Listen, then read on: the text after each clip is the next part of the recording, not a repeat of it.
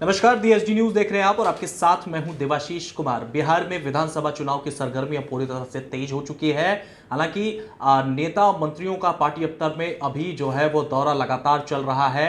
अगर हम बात कर ले भारतीय जनता पार्टी की, तो आज ही 2 दिन के यात्रा पर जेपी नड्डा यहां पर पहुंचे थे और उन्होंने कई ऐसी बातें कही हैं जिनको लेकर अब विपक्ष जो है वो पूरी तरह से हमलावर भी हो गया है। तो तमाम राजनीतिक मुद्दों पर इस वक्त हम बातचीत करेंगे और बातचीत करने के लिए इस वक्त हमारे साथ दानापुर से जो आरजेडी के संभावित प्रत्याशी हैं केडी यादव, वो हमारे साथ मौजूद हैं। उनसे हम जानेंगे। केडी जी, सबसे पहले तो एक बार फिर से बहुत स्वागत है आपका DSD न्यूज में। केडी जी, मुझे सबसे पहले सवाल मेरा आपसे यही रहेगा, जेपी नड्डा भारतीय जनता पार्टी के राष्ट्रीय अध्यक्ष बिहार पहुंचे हुए हैं, पटन देवी भी गए, सड़क के माध्यम से गए।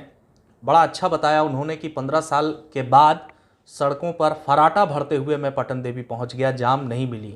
और बार बार मंच से उन्होंने यही कहा कि मैं काठमांडू जब जाया करता था आज से 15 साल पहले, तो 15 साल पहले मुझे काठमांडू जाने के लिए मुझे नानी याद आ जाती थी, उनके कथन के अनुसार। अब फराटे भरते हुए मैं कहीं भी आ जा सकता हूँ। कितने सहमत है? 15 साल पहले दिक्कत होती थी क्या, कि 15 साल के बाद अब और दिक्कत होने लगी है?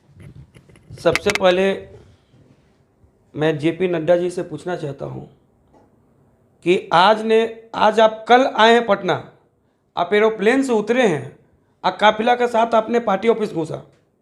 मैं पूछना चाहता हूं कि बिहार की कितने ऐसे रोड हैं जो अभी तक नहीं बना और कहाँ कहीं घूमे हैं, जो सारे बिहार के बारे में बता रहे हैं कि बहुत ही अच्छा रोड बन गया है, 15 साल में बहुत सारा काम हुआ है। एक राजधानी जो पटना राजधानी है बिहार का, जो उससे मंत्री से लेके विधायक से लेके मुख्यमंत्री तक गुजरते हैं। अभी आज के पेपर में आप पढ़ लीजिए, एक अशोक राजपथ जो पटना का नाक है, वो सब जगह, उसमें 1.5 से 2 किलोमीटर चलने पे 1 घंटा टाइम लेती है। जेपी नड्डा जी को उसमें क्यों नहीं ले गया? उसको क्यों नहीं दिखाया गया? क्यों अपने मुंह मियाँ मिट्ठू बन रहे हैं? बिहार में गली गली गांव गांव जाके घूमिए जेपी नड्डा जी, तो पता चलेगी। दिल्ली में एसी कार में और एसी घर में बैठने से बिहार की स्थिति आपको पता नहीं चलने वाला। आप अंधकार में क्यों हैं?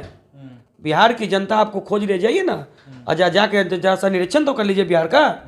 आप आए हैं न्यूज़ देके चल दिए, बिहार की जनता इतना मूर्ख नहीं है। उस सामने दूध के दूध और पानी के पानी होगी। अगर आप इतना ही रोड बिछा दिए 15 साल में, तो क्यों जदयू और बीजेपी के लोग को क्षेत्र में जा रहे तो लोग उसको जूता चप्पल से स्वागत कर रही है? क्यों नहीं फूल माला बरसा रही उस पर? अगर कोई काम करेगा तो उसको तो फूल माला बरसाना चाहिए, तो जूता चप्पल क्यों खा रहे हैं? जेपी नड्डा जी क्यों आप भुला रहे हैं? आप जमीन पे आइए, जमीन पे उड़िए मत। अच्छा केडी यादव जी, एक और सवाल है। सवाल ये है कि जिस तरह से आप लोगों ने 9 मिनट 9 बजकर गरीबी हटाओ, बेरोजगारी को इस बार आरजेडी ने मुद्दा बनाया है, तेजस्वी यादव ने मुद्दा बनाया है, आप लोगों ने मुद्दा बनाया है। लेकिन एक सवाल मैं आपके विपक्ष के नेता से कर रहा था, तो उन्होंने कहा कि जो खुद के जिनका घर खुद अंधकार में डूब चुका हो, वो युवाओं को रोशनी क्या दिखाएंगे? उन्होंने ये कहा, यानी कि आपके बेरोजगारी का जो वो 9 मिनट और 9 बज के जो लालटेन जलाने और दिए जलाने का अभियान था, उसको सरकार जो है पूरी तरह से विफल बता रही है। सरकार को तो कुछ बोलने के लिए बचा ही नहीं। मैं तो पूछना चाहता हूँ कि सरकार अपने बारे में क्यों नहीं बताती है? ये हमारे प्रतिपक्ष के नेता, युवाओं का सम्मान श्री तेजस्वी यादव जी, अभी आप देखे होंगे कोरोना काल में से लेके बाढ़ की स्थिति जितनी भी हुई, सब में वो दौरा किया और सब कुछ देखें। टोटल बिहार में घूमने से उनको यही पता चला कि आज की डेट में बिहार बहुत ही पीछे चल गया है 15 साल में। टोटल यहाँ का आदमी हर एक घर में बेरोजगार है, कहीं रोजगार नहीं मिल रही है। ये कोरोना काल में बिहार का भी भंडा फूट गया कि 70 लाख या 75 लाख आदमी बाहर में नौकरी करते थे। पहले लोग हम जानते भी हम लोग नहीं थे, लेकिन ये कोरोना का देन है कि लोग जान भी गया।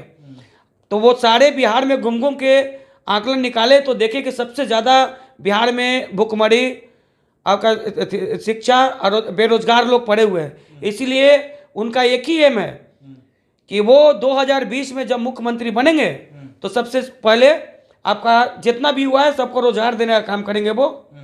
और उसी रोजगार को प्रोत्साहन करने के लिए वो 9 तारीख के 9 बजे 9 मिनट के लिए लालटेन और दिया जलाकर उसका विरोध प्रकट किए। और इसीलिए विरोध प्रकट किए कि उसमें सब लोग जान जाए कि भाई एक बिहार का लाल माननीय श्री तेजस्वी यादव जो बिहार के बारे में सोचते हैं, बिहार का एक अच्छा युवा मिला है, ताकि टोटल बिहार के जितने भी हो ये चीज़ को जान ले और आगे आने वाले समय 2020 में तेज रफ्तार तेजस्वी सरकार बनेगी। टोटल युवाओं का जितना हो सकेगा सबको रोजगार मिलेगी। चुनावी रथ को आज भाजपा के राष्ट्रीय अध्यक्ष जेपी नड्डा ने भेजा है अनेक जिलों में। क्या लगता है ये रथ जो है कितना लंबा खींच पाएगा, कितना देर तक चल पाएगा बिहार में?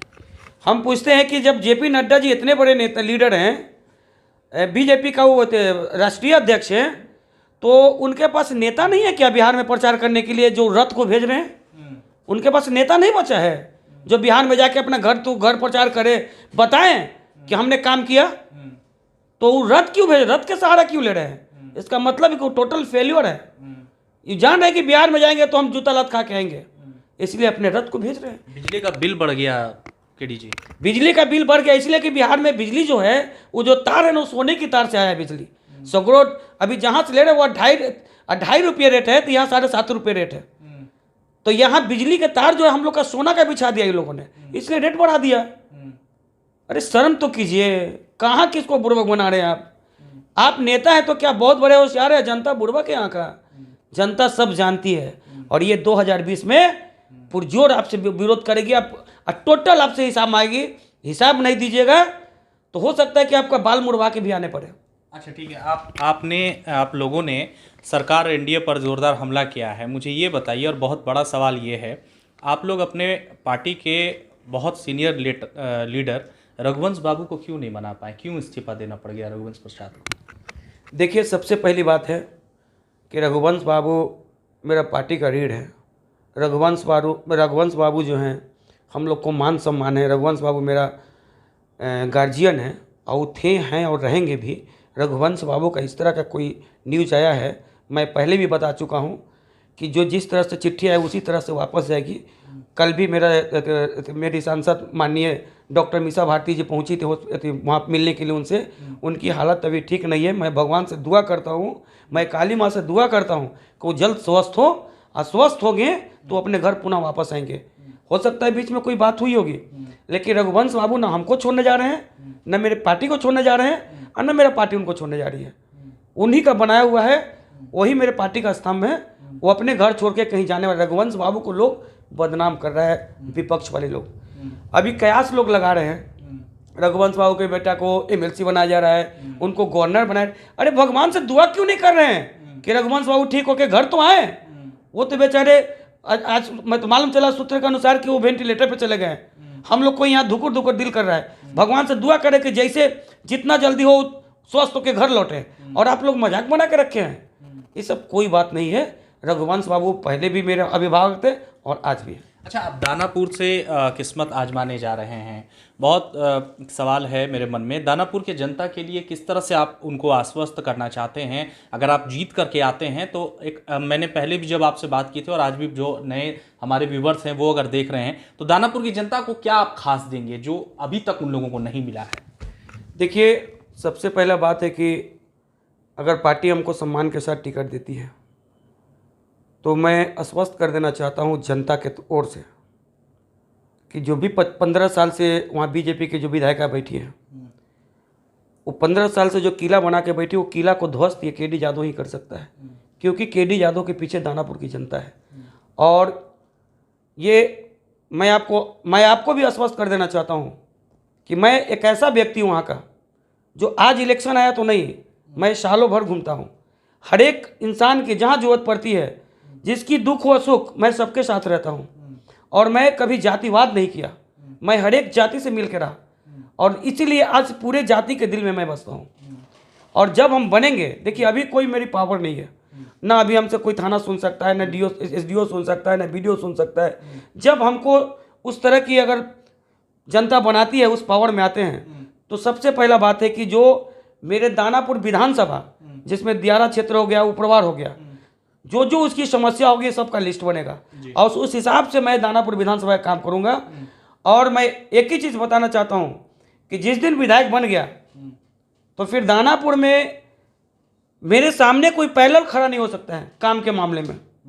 और मैं आपको बता देता हूं कि दानापुर में आज भी लोग इंतजार कर रही है मेरा कि टिकट लेके आइए, विजय प्राप्त होके जाइए। प्राप्त हुई है जी। बहुत बहुत शुक्रिया। तो केडी यादव इस वक्त हमारे साथ थे, संभावित प्रत्याशी हैं दानापुर से। हालांकि ये बार बार अपने तमाम इंटरव्यू में कहते हैं कि पार्टी ने अगर मुझे मौका दिया तो मैं काम करूंगा, लेकिन अगर नहीं भी मौका मिला मुझे तो मैं आरजेडी के लिए शुरू से रहा हूं और हमेशा रहूंगा और आरजेडी के लिए हमेशा काम करता रहूंगा। इसी तरह के तमाम अपडेट के लिए आप बने रहिए देश डी न्यूज़ के साथ। मुझे और मेरे सहयोगी राजेश कुमार को दीजिए इजाजत। नमस्कार।